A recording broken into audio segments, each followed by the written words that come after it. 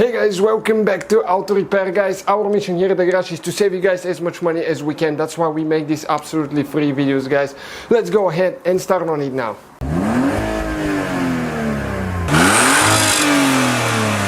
Hey guys, welcome back to the channel. Today we'll show you guys how to remove and replace radio on Dodge Charger or Dodge Magnum, guys. Stay with us, we're gonna show you how to do that.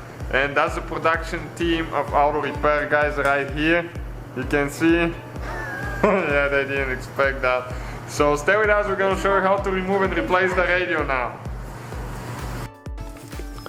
Alright guys, so first what we need to do, you need to get a prying plastic tool. And there is a couple clips here and there. We'll show you how to remove the trim piece now. There is a couple here as well. Just don't push too much on one side because you'll crack it. So you just need to go a little bit here, a little bit there. One is right here, exactly in the middle. Okay, like that. This one is out, and on top there is a couple more. Okay, like that. So we remove those now. And next, guys, stay with us. So we'll show you what else you need to do here. You need to make sure you put the gear shift in drive. Put the e-brake on so you don't roll anywhere like we did it for a little bit. Okay, like that. Still messing with it.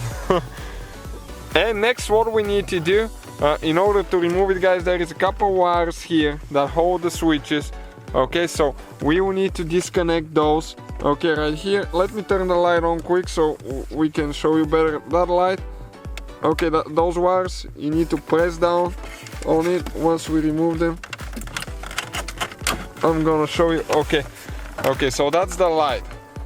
The wires for the hazard lights right here. You need to press down on that thing. Okay, like that, and pull. And next, what you need to do right here. Okay, next you need to remove those wires just the same way. You press down on the notch and pull them out.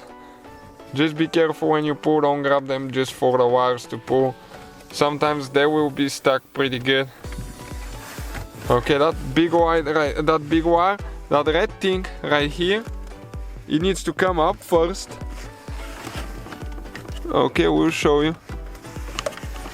Oh, trying to get a good view here and we can't.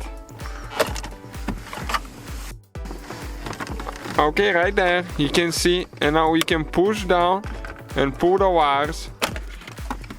Okay, like that, and we have the whole assembly out of here now, you can see. Alright guys, once you remove the whole assembly with switches and stuff out of here, there is four screws that we need to remove with a Phillips screwdriver right there. Okay, you can see one is done, one on the bottom, and then we have one right here, one there. Those are pretty easy to remove. Don't confuse them with the little bitty ones. Those little bitty ones is just for the faceplate on the radio, I think. And you shouldn't mess with those, so just the top one there. Okay, like that right here. And let's see if we can pull it out now. Okay, radio is coming out. So now we have the wires, which are very short now, and we have the antenna here and stuff.